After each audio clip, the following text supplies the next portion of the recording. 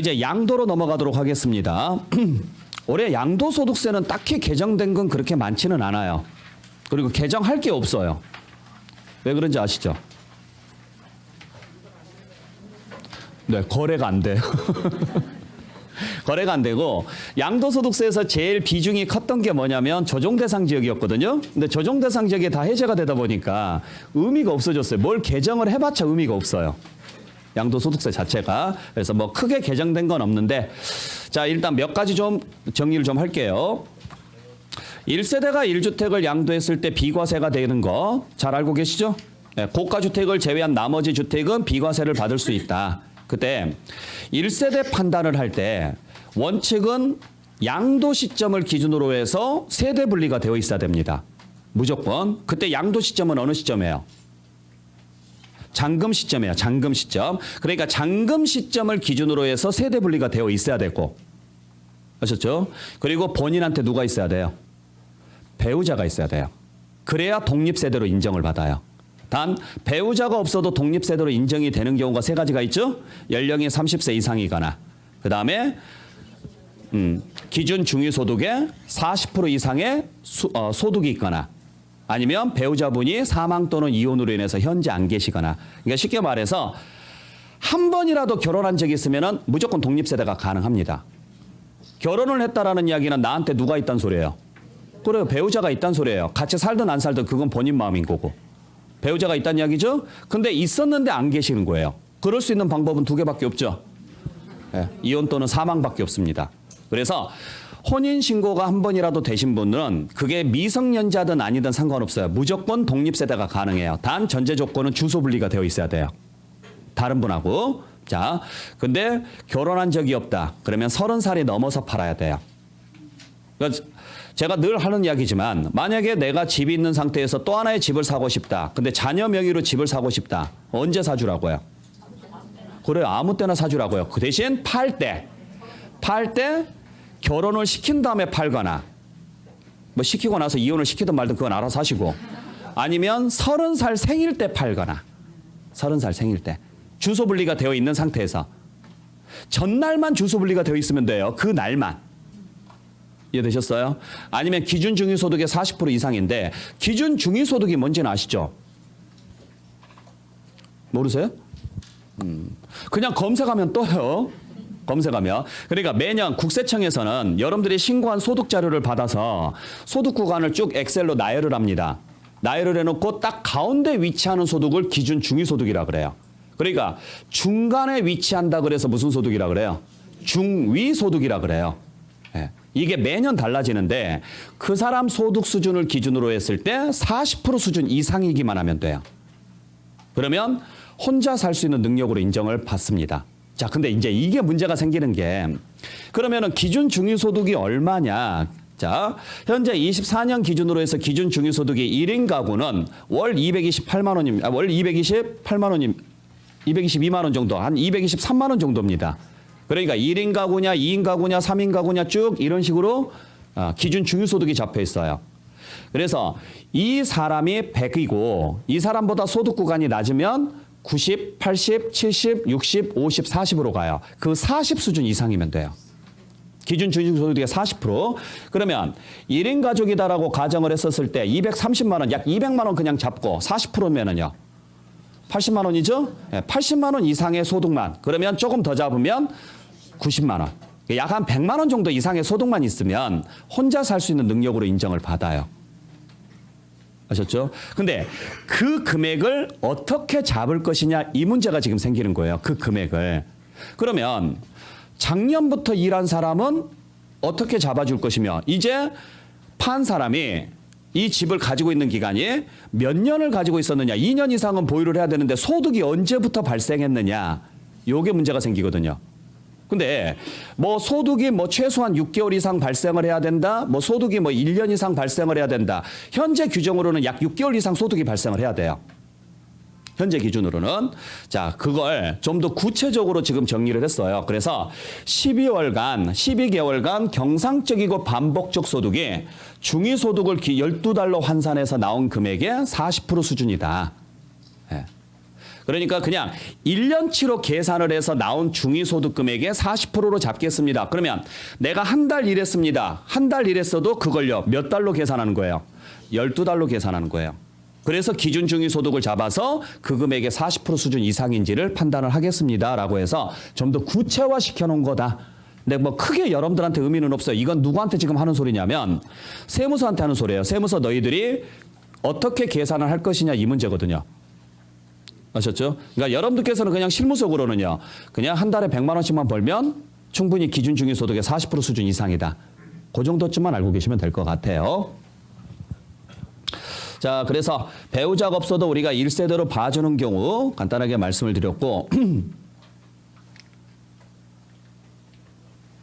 자, 그다음에 이제 1세대 1주택자에 대해서 세법의 개념을 좀 더 구체화시켜 놨습니다. 그래서 그냥 이게 주택인지 아닌지 판단할 때는 뭘로 판단하도록 돼 있었느냐면 사실상 현황으로 판단하도록 돼 있었어요. 근데 이 사실상이 도대체 뭐냐? 어디까지를 봐야 사실상으로 볼 것이냐? 이 문제가 생겼거든요. 그래서 그 규정을 좀 더 공부상 용도에 관계없이 세대의 구성원이 독립된 주거 생활을 할 수 있도록 그러면 독립된 주거 생활을 한다는 이야기는 공간이 분리되어 있어야 된다는 이야기죠. 갇힌 공간이면 안 된다는 이야기잖아요. 자, 그래서 대통령령으로 정하는 구조를 갖추고 있어야 된다. 그러면 여기서 대통령령으로 정하는 구조란 도대체 무엇을 이야기하느냐. 그래서 이번에 시행령으로 이 내용이 지금 들어가 있는 거죠. 그래서 각각의 공간마다 별도로 출입문이 있어야 되고 화장실이 있어야 되고 취사시설이 있어야 되고 다 아시는 내용이죠. 그죠?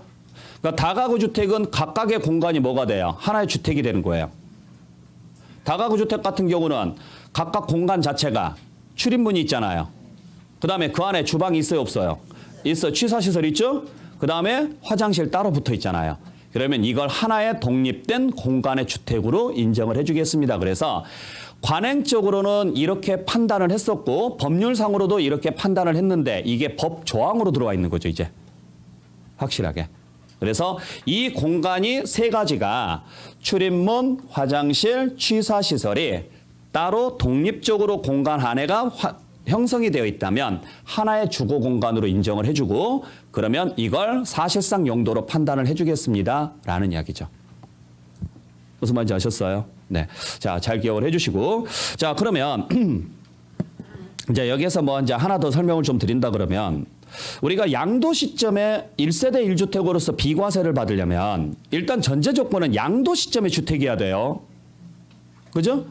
취득 시점이나 보유 시점에서는 주택일 필요가 있어요, 없어요? 없어요. 그러니까 그냥 양도 시점에 주택이기만 하면 되는데 만약에 공부상으로 주택으로 안 돼 있습니다. 공부상으로는 주택으로 안 돼 있는데 실제로 내가 주거용으로 썼다 그러면 적극적으로 입증을 해 주셔야 돼요. 이 공간은 예를 들어서 오피스텔이다. 오피스텔이면은 뭐가 돼요? 사무실로 돼 있단 말이에요. 영업용 시설로 돼 있는데 그 오피스텔 안에가 주거시설도 있고 즉 취사시설도 있고 출입문도 독립되어 있고 화장실도 있으며 영업공간이 아닌 내 주거공간으로 사용했습니다라는 걸 적극적으로 입증을 해 주셔야 돼요. 아시겠어요? 근데 반대로 공부상으로는 주택으로 돼 있는데 내가 주택으로 안 써요. 네, 알겠습니다. 네. 자, 어디서 나오는 거예요? 아니, 저를 보시면 안 돼요, 지금. 아, 여기서 나오는구나. 아, 예. 알람이에요? 아, 예, 알겠습니다. 자, 그래서 이게 공부상으로는 주택으로 안 되어 있는데 실제로는 주거용으로 사용하고 있다. 근데 나는 주거용으로 인정을 받고 싶으면은 적극적으로 입증을 하시면 되고 만약에 이게 주택으로 인정을 받았다가는 2주택에 걸려서 세금을 많이 내겠다. 그러면은 입증을 안 하시면 돼요. 왜냐하면 사실상 용도가 확인이 되지 않으면 무슨 용도로 빠지니까? 공부상 용도로 빠지니까. 아셨어요? 근데 내가 주거시설을 갖추고 있는데 이걸 주거용으로 쓰지 아니하고 영업용으로 쓰는 경우 있죠. 예를 들어서 뭐 펜션 사업을 한다거나 아니면은요. 뭐 예를 들어서 가게, 조그만 소가게를 한다거나 점포로 사용한다거나 이러신 분들 계시거든요. 주거시설이 갖춰져 있는데 그랬을 때 나중에 가서 이걸 팔았을 때 비과세 혜택을 받고 싶다. 그러면 일단 물건은 다 빼신 다음에 용도가 불분명하게 만드셔야 돼요.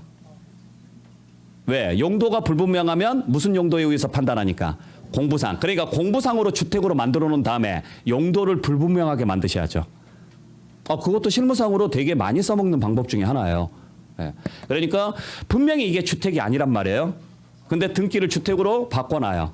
뭐 수단과 방법을 가리지 않고 그리고 용도 자체를 불분명하게 만들어놔요. 그냥 대충 아무것도 쓰지 않는 걸로 놔둬요. 주거 공간만 만들어 놓고 그럼 무조건 주택으로 봐서 비과세 혜택을 받을 수 있다는 이야기죠. 예. 뭐 이제 그러한 방법들을 뭐 쓰시라는 이야기는 아니고요. 자, 그다음에 1세대 1주택 비과세 보유기간 계산 방법을 이제 좀 더 명확하게 지금 만들어 놨는데 자, 요게 이제 현재 지금 개정안이고 언제부터 시행될지는 모르겠습니다. 근데 이것도 당연한 이야기이긴 해요. 주택이 아닌 건물을 주거용으로 사용하다가 사용 시 1세대 1주택 비과세 보유기간은 언제부터 잡아야 되느냐 이 문제가 생기거든요. 그러니까 방금 말씀드렸던 것처럼 자산을 취득을 해서 나중에 팔았을 때 취득 당시는 주택이 아니에요. 근데 중간에 얘를 뭘로 전환을 해요? 주택으로 전환을 해서 나중에 팔 때 뭘로 팔아요? 주택으로 판단 말이에요. 그러면 양도 시점에 주택이고 1세대 1주택이라고 가정을 했을 때 비과세 받으려면 몇 년 이상 보유해야 돼요? 2년 이상을 보유를 해야 돼요. 그때 2년 이상 보유 기간이 여기서부터 잡아줬단 말이에요. 여기서부터. 그러니까 주택으로 사용하지 않는 기간이 들어가야 안 들어가요? 들어간단 말이에요. 왜냐하면 규정상 보유기간은 취득일로부터 양도일까지라고만 되어 있지 주택으로 취득한 날로부터 이런 말이 없어요. 그냥 취득일로부터 양도일까지예요. 그러니까 이게 법이 잘못된 거죠. 그래서 이번에 이제 바꾼 게 언제부터 잡아주겠다는 이야기냐. 사실상 주거용으로 사용한 날로부터 해서 잡아주겠습니다. 그러니까 이 공간은 이 기간은 인정하지 않겠습니다.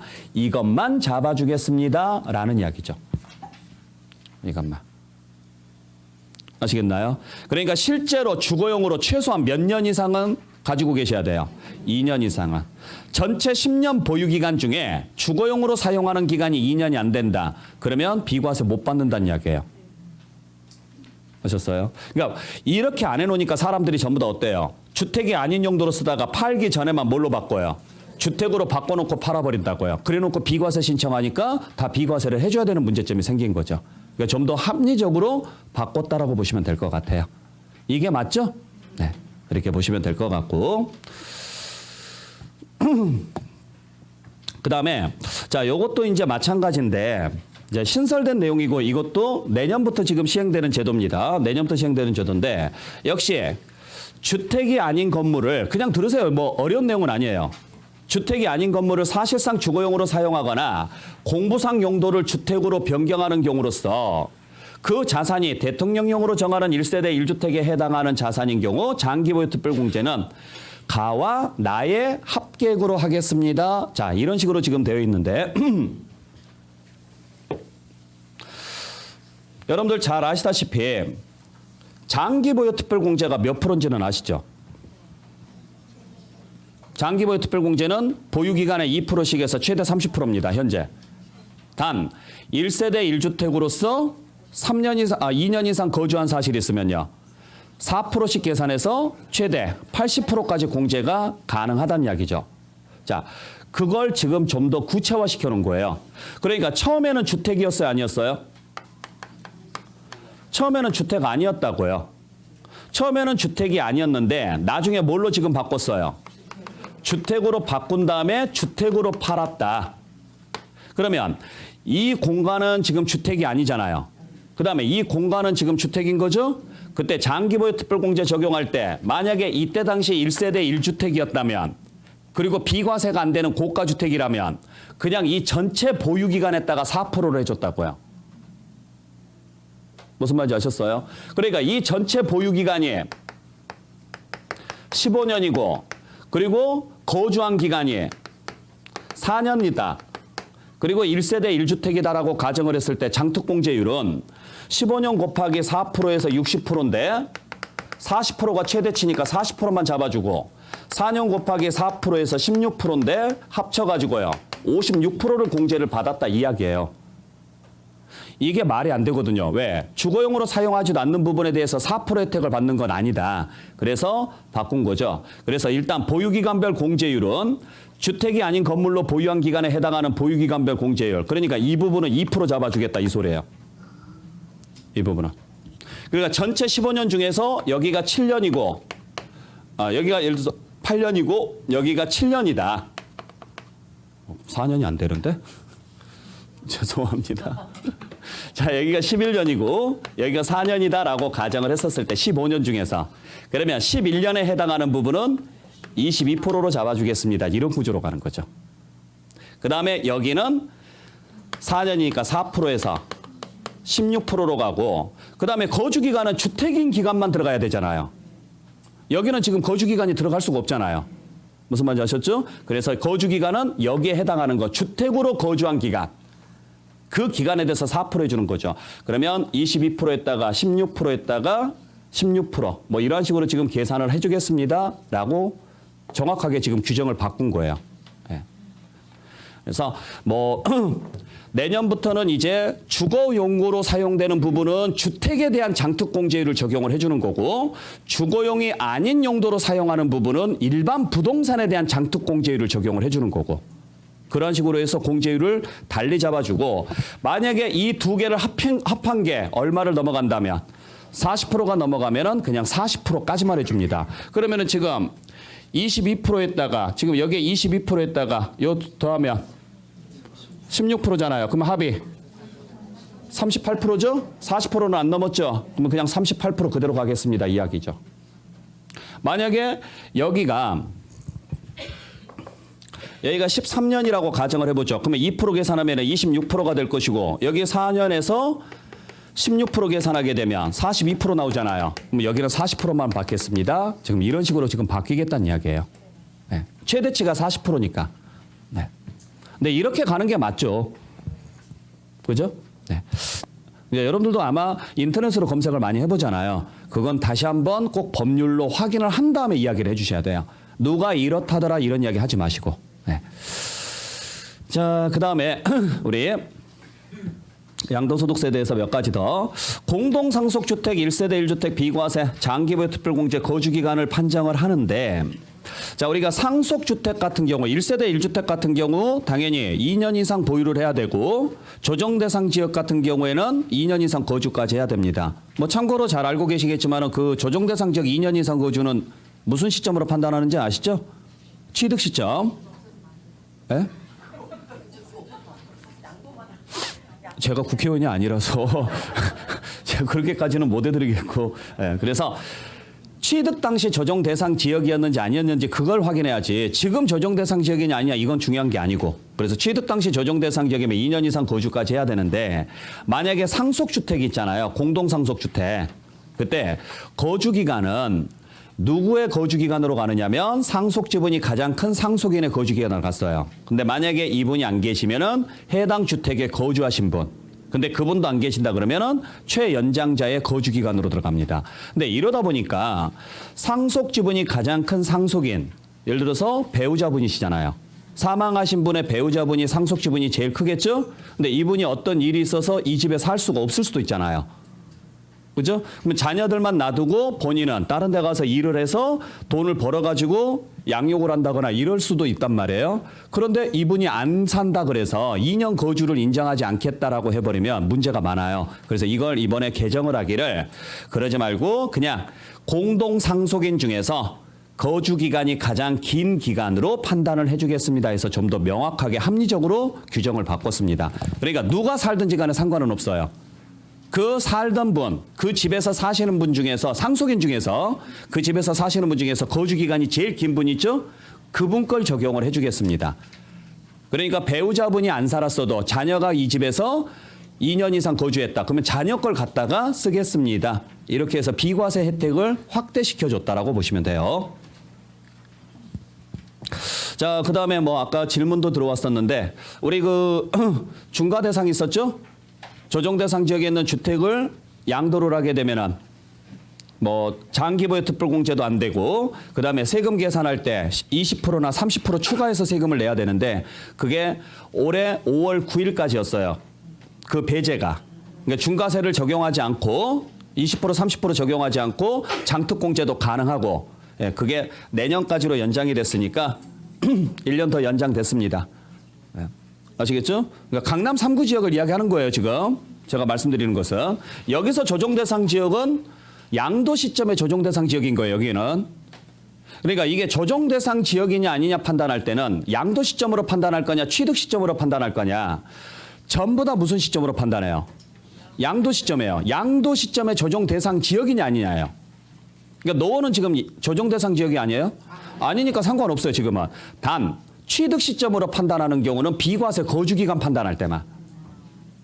비과세 거주기간 2년을 판단할 때만 취득 당시 조정 대상 지역이냐 아니냐를 보고 판단하시면 되고 나머지는 다 양도 시점으로 판단하시면 됩니다.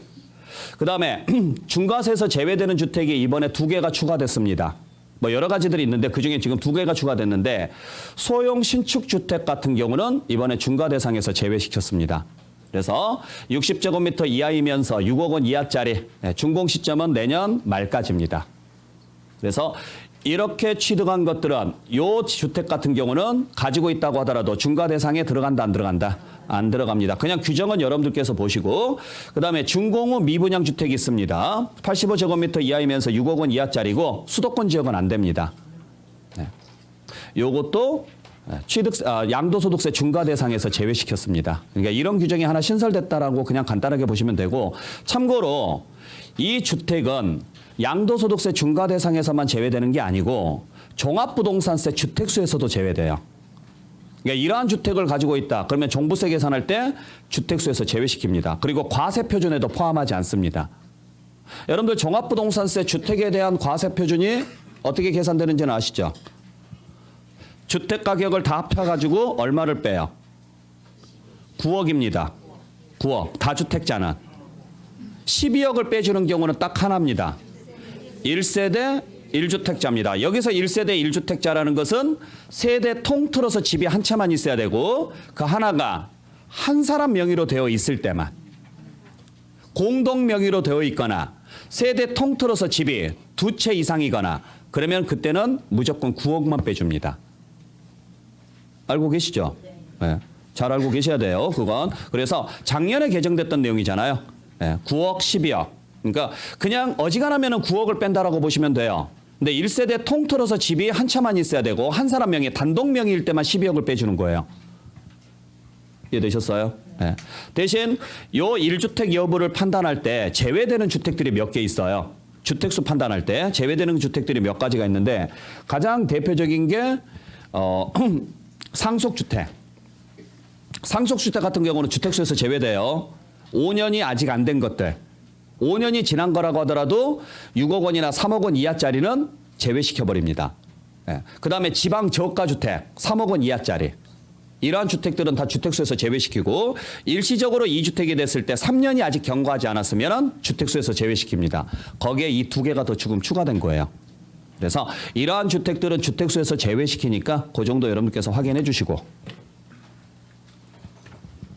자, 그다음에 우리 2월 과세 규정 아시죠? 2월 과세 규정. 네. 참 이거 잘 써먹다가 지금 규정이 너무 강화돼가지고 이제 써먹을 일이 없어졌는데 배우자로부터 증여받아서 10년 이내 팔았다. 그러면 그냥 증여 하나만 하다. 그게 2월 과세 규정이에요. 알고 계시죠? 자, 근데 아마 이제 저한테 배우셨던 분들은 이렇게 배웠을 거예요. 혹시 기억나실지 모르겠네요. 내가 내 거 판다, 내가 네 거 판다, 네가 네 거 판다. 혹시 알아요? 감사합니다. 네. 그래서 자산을 취득을 해서 가지고 있다가 이를 증여를 한 다음에 이를 증여받아서 파는데 이 둘 관계가 배우자나 직계준비 속이고 이 사람들이 거래한 물건이 부동산이거나 분양권이거나 또는 회원권이었을 때 이제 정확히 표현하면 부동산을 취득할 수 있는 권리인데 뭐 취득할 수 있는 권리 중에서 가장 대표적인 게 분양권이니까. 그리고 증여받아서 양도할 때까지가 몇 년이에요? 10년입니다. 원래 이게 5년이었다가 작년에 10년으로 연장됐잖아요. 네. 그러면 세금은 내가 내는데 계산은 여기서부터 해준다고요. 여기서부터. 그러면 예를 들어서 자 10억에 취득을 해서 자 20억에 증여를 했고 그리고 나서 24억에 팔았다. 예를 들어서 근데 누구로부터 증여를 받았느냐? 배우자로부터 증여를 받았고 예를 들어서 배우자로부터 증여받은 부동산이더라. 예. 물론 비과세 요건은 충족되지 않았다라고 가정하고 들어갈게요. 만약에 비과세 요건이 충족되면은 2월 과세는 적용하지 않습니다. 어차피 비과세를 해줄 거니까. 그리고 자 10년 이내 팔았다. 그러면은 세금은 내가 내는데 계산은요. 여기서부터 얘를 빼주고 계산한다고요. 그러니까 24억에서 얼마 빼서 10억을 뺀 전체 양도 차익액 14억이 되는 거죠. 자, 이렇게 해서 세금을 계산해서 내셔야 되는데 자, 문제는 뭐냐면 양도소득세 계산 구조가 이렇게 돼 있어요. 양도가액에서 뭘 빼요? 필요경비를 빼는데 그 필요경비 범위 안에가 취득가액하고 자본적 지출하고 양도비가 들어가요. 이게 비용 처리가 돼요.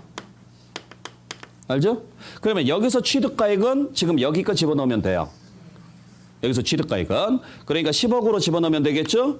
그 다음에 양도비는 이때 지출한 금액을 잡아내면 돼요. 양도비는. 자, 문제는 얘가 문제가 됩니다. 자, 그러면 자본적 지출이라는 게 뭐예요?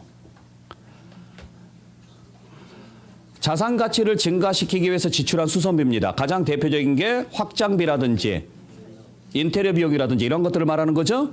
자, 문제는 지금 누가 팔았느냐? 수증자가 팔았죠. 뭐 수증자가 지출한 자본적 지출은 비용 처리가 될까요? 안 될까요? 됩니다. 왜? 당연히 이 사람이 팔았으니까. 문제는 이 사람이 팔았는데 이 사람이 지출한 자본적 지출액을 넣어줄 거냐 말 거냐의 문제예요. 안 넣어줬었어요. 넣어줘야 되죠. 왜? 계산을 이렇게 하는데. 근데 지금까지 안 넣어줬다고요. 그래서 이것 때문에 논란이 많아서 올해부터는 이 사람 것도 넣어주겠다고요. 그러니까 이 사람이 지출한 수선비 등이 있다면 그것까지도 비용 처리해드리겠습니다. 라는 이야기예요. 이게 이번에 새로 추가된 내용입니다. 그러니까 비용을 좀 더 확대시킬 수 있다라고 보시면 되겠죠. 아시겠죠? 네. 그렇게 해서 여러분들 보시면 되고, 뭐 2월 과세 같은 경우는 이용만 잘하게 되면은 세금은 많이 줄일 수 있는 거죠. 네. 그래서 우리가 보통 자산 가치가 많이 증가를 할 거라고 예상이 되면 어차피 팔 생각이 없어도 미리미리 배우자에게 뭐 해놓는 게 좋아요? 증여를 해놓으라고요. 증여를. 그래야 나중에 양도소득세 계산할 때 훨씬 수월해지는 거니까. 그래서 예를 들어서 자산을 취득을 해가지고 가지고 있었는데 나중에 자산 가치가 자 취득을 했을 때는 4억 주고 취득을 했는데 자산 가치가 계속 늘어날 거다. 자 자산 가치가 늘어난다는 이야기는 인플레이션이라는 이야기예요. 화폐 가치 하락을 뜻합니다. 우리는 명목 가치로 계산을 하다 보니까 화폐 가치가 하락을 하게 되면 자산 가치가 늘어날 수밖에 없어요. 근데 우리나라는 지금 현재 스태그플레이션이 아니잖아요. 디플레이션도 아니고 인플레이션 지금 현상이죠. 그러다 보니 솔직히 말해서 숫자 공이 도대체 몇 개가 붙냐고요. 안 그래요? 너무 많이 붙어요. 근데 이게 공이 너무 많다 보니까 예를 들어서 2억이면 공이 지금 이 정도 붙는 거잖아요. 근데 여기서 공 하나 잘못 쓰게 되면요. 난리 납니다, 진짜. 근데 이런 사례가 되게 많아요. 의외로. 그러니까 이게 요 동그라미 잘못 쳤을 때 발생하는 그 사고가 주로 어디에서 많이 나는지 아세요? 그래요. 경매에서요. 경매에서. 분명히 나는 입찰 가격을 1억으로 썼는데 나중에 보니까 10억으로 적혀 있단 말이에요. 난리 나는 거예요, 이게. 그래서 이건 솔직히 말해서 화폐 가치 변화는 좀 줘야 되는데 시세가 지금 굉장히 많이 올랐어요. 그래서 한 10억 정도 되더라. 근데 나는 앞으로 팔 생각은 없습니다. 그냥 계속 가지고 있을 생각인데 자산 가치가 많이 올랐다면 미리 뭐 해놓으시라고요? 증여를. 그것도 누구에게? 배우자에게 증여를 해놓으라고요. 왜냐하면 배우자 증여 공제가 얼마까지가 가능하니까. 6억까지가 가능하니까. 그래서 10억이었을 때 미리 증여를 해놨다. 그러면 일단 10억에 대한 무슨 세금은 내시고 증여취득세는 내시고 그 다음에 10억에서 6억을 뺀 4억에 대해서 증여세를 내시고 그죠? 그리고 나서 그냥 생각 없이 지나요. 그러고 나중에 팔았다. 근데 화폐 가치 하락으로 인해서 자산 가치가 늘어나는 건 아닌데 화폐 가치 하락으로 인해서 나중에 20억에 팔았다. 그러면 4억에서 20억 계산하면 24억이 발생하지만 10억에서 20억 계산하면요. 10억에 대해서만 내면 되거든요. 근데 잊어버리고 살다 보니까 10년 넘어서 팔 수 있어요, 없어요? 있어요. 그러면 엄청난 혜택을 보는 거예요. 이 경우는. 근데 만약에 10년 안 돼서 팔았다. 그래도 손해볼 일은 없어요. 왜? 어차피 내가 팔아도 이렇게 세금 계산해서 내고 배우자한테 증여하고 팔아도 이렇게 세금 계산해서 내니까 믿져야 본전이라고요. 그러니까 가지고 계시는 재산 중에서 자산 가치가 즉 다시 말해서 어느 정도 값어치가 지금 증가를 했고 앞으로도 계속 늘어날 거라고 예상되는 자산이 있다면 혼자 가지고 있지 마시고 공동 명의를 해놓거나 아니면은 아예 배우자 명의로 이전을 시켜놓거나 그리고 나서 잊어버리시라고요. 그게 가장 좋은 방식이긴 하니까. 아시겠죠? 또 쓸데없이 또 이혼하고 그딴 거 하지 마세요. 이혼을 하더라도 2월 과세는 그대로 적용하는 거 아시죠? 이혼을 했을 때 2월 과세가 적용이 안 되는 경우는 딱 하나 있어요. 증여 전에 이혼을 해야 돼요. 그러니까 지금 이게 왜 양도소득세가 지금 적게 나오는지 아시겠죠? 증여공제 때문에 그러거든요. 그러니까 증여 당시에 배우자였기 때문에 6억 원을 공제를 받는 거지 증여 시점에 배우자만 아니면 6억 원 공제가 안 돼요. 그러면은 어차피 세금 많이 나옵니다. 그러니까 이혼해서 만약에 이혼을 통해서 2월 과세를 피하고 싶다. 그러면 증여 전에 이혼을 하시던가 증여 후에 이혼하는 것은 의미가 없고 네. 하지 마세요.